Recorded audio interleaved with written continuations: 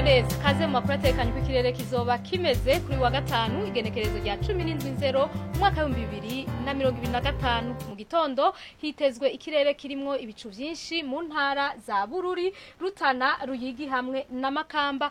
Mu zindi ntara hakaba hitezweyo ikirere kirimwo izuba n'ibicu bike bike. Ahazoba hakanye kurusha handi ni mu ntara za Kayanza na Gitega aho ibipimo bizoba biri kuri °C 13. Ku muhingamo hitezwe imvura hacemwo n'ibihe vy'izuba mu ntara za Rumonge, Bururi, Gitega, Ruyigi, Rutana hamwe na Makamba. Haritezwe kandi ikirere kirimwo ibicu vyinshi mu ntara za Cibitoke, Bubanza, Muramvya hamwe na Mwaro. Mu zindi ntara hakaba hitezweyo ikirere kirimwo izuba n'ibicu bike bike.